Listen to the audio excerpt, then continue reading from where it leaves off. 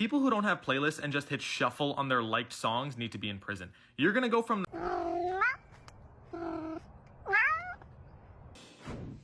Got some bad news. We're all about to die. 2023 has been the hottest year on human record. With rising carbon emissions, we need change. But how? The best kind of change is sustainable. In order to create sustained change, it has to be the change that affects hearts and minds before it changes like law. We only have so much time left. We need to take real action. Many countries in the past have taken steps towards a greener future. So why aren't steps being taken now?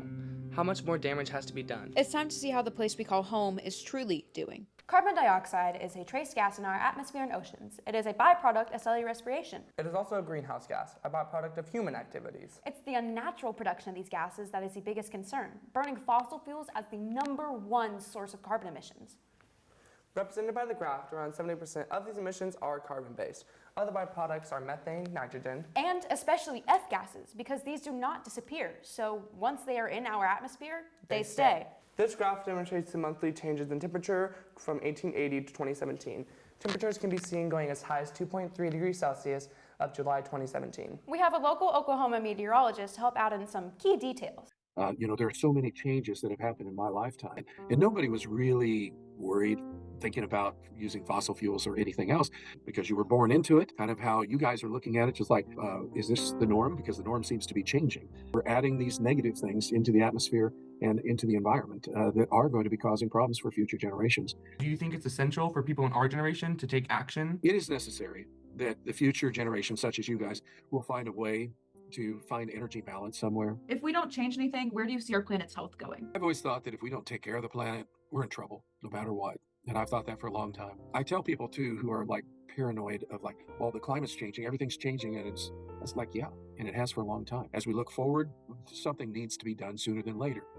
Scientists say that to keep our climate livable, we need the temperatures to be around the same as they were during the pre-industrialization era. During this era, it's estimated that the atmosphere is at roughly 280 parts per million. As of today, it's at 412 parts per million and rising. In 2014, the top carbon emitters were China, the US, India, and the European Union. The United Nations Kyoto Protocol urged 37 industrialized countries to reduce their emissions, but it places no restrictions on economic powers like China and the US. Since the United States rejected this because of a potential damage to the economy, and China wasn't covered in the terms. Across the globe, those who can most easily adapt to climate change are wealthy and live in developed countries. It's unfair to ask someone to make choices based on sustainability when they're struggling to survive. the concerning factor is the companies within these nations. This graph shows the percentage of emissions per category as of 2021. When we think about carbon emissions, it's not uncommon to only think about the industrial side of things. In reality, it is in almost everything we do. While our emissions are inevitable, the surplus amount of it can be reduced. What's now needed is for political and business leaders to take bold and urgent actions toward using these technologies. Government moves so slowly anyway, and as government and as technology and climate issues accelerate, what can we do to create policy that's sort of self-evolving? It is well known that climate change views differ between generations. Gen Z and millennials are reported to have taken action or interest in climate change, doing things such as protesting, contacting elected officials, and donating money. There's a big debate between generations on the moving away from burning fossil fuels. The actions older generations are taking are incredibly detrimental to this moving forward. They make these reckless decisions because they won't be here for the after effects and they won't see the consequences. You all come to us young people for hope. How dare you? They are placing it on our shoulders, the younger generations, to fix their mistakes and clean up our home. My generation doesn't care about the politics around climate change. We want productive discussions, realistic answers, and sound policies. A national survey done by the Yale Program on Climate Change Communications proved this exact point. Majorities in both parties, Democratic and Republican, think that climate change is happening, but only a majority on Democratic Party think it is human-caused. Younger Republicans are far more likely to believe this as well, while older generations deny this. You are still not mature enough to tell it like it is. So the world is dying. What can we do?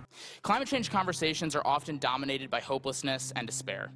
Actually, a large amount of things. Many companies are a big advocate for reducing their emissions and moving to 100% renewable energy by 2025. In reality, fighting climate change is an opportunity to improve human health, lift people up, and grow the economy. But what can we do? Great question. Simple things such as Turning off the lights and using a reusable water bottle. carpooling, walking or biking, and recycling.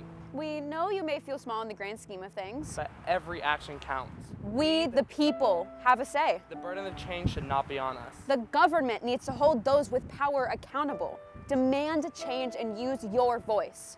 To young people, you have remarkable power.